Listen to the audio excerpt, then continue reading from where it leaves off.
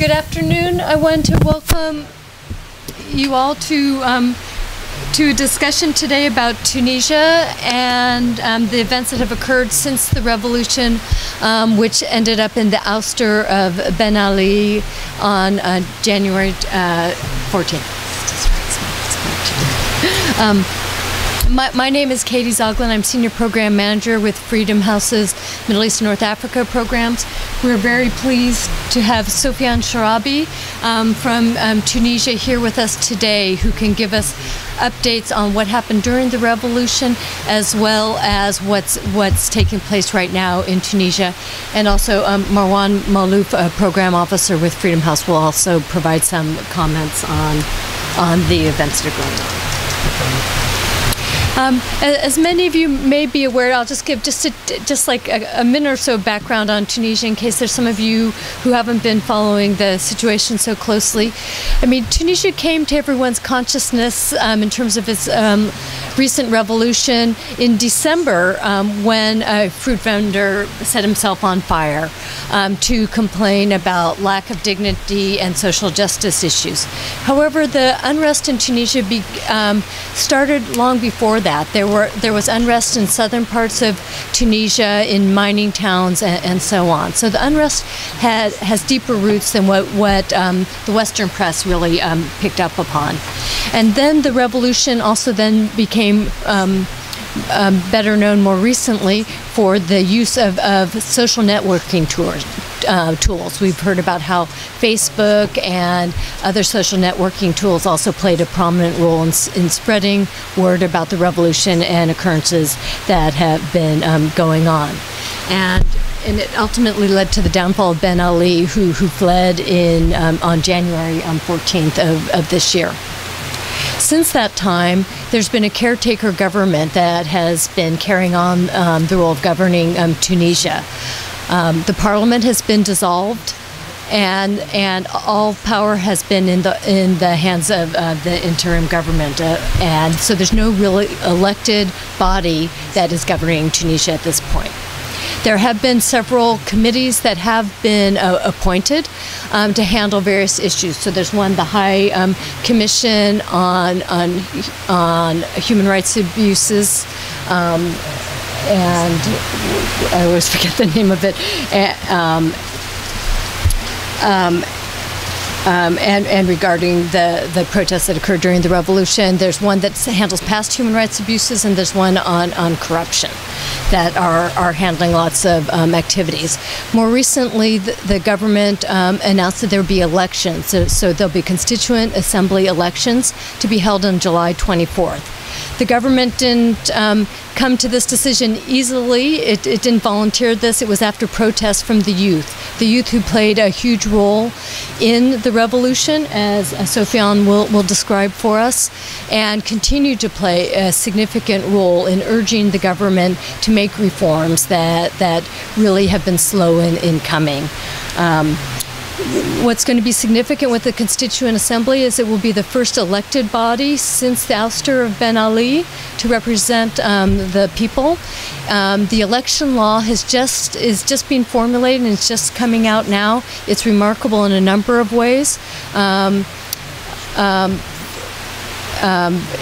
First of all, the mandate is is open-ended at this point of what the Constituent Assembly will do. It will certainly draft a new constitution, which is very significant, but it doesn't seem as if there's any time frame on how long this Constituent Assembly, the people who are elected, will remain in power, or any really limits to its power. I mean, it will be the body that governs Tunisia.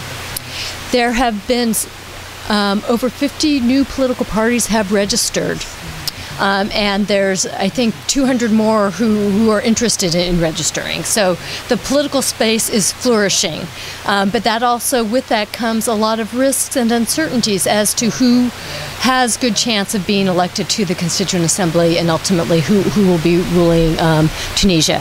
One other part that's quite remarkable in this electoral law, or the proposed law, is that there's will be parity between men and women, that half the people, there'll be lists, and every other person will be man and woman. So I haven't heard of any other place in the world, actually, much less the Arab world, that has that kind of a political list.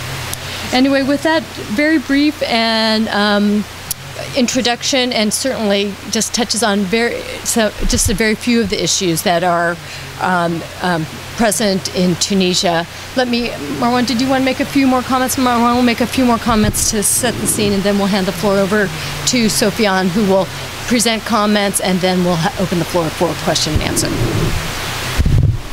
Thank you, Katie. Just wanted to welcome you, everyone, for coming today. We were in Tunisia 2 weeks ago, and just to give you the discussion that are taking place and the major, debates on the street are various discussion. A big discussion is, as you may have heard, is the question of the place of religion and in the next constitution. So this is one of the topics that is very challenging. The question of the place of the woman was one of the issues that also has been coming again. And one other question that was very important, how to deal with the old regime. And I just wanted to mention that the electoral law that has been passed by the High Committee to Protect the Revolution, and it's a long name, it's the High Committee to Protect the Revolution and to ensure a good transition to democracy.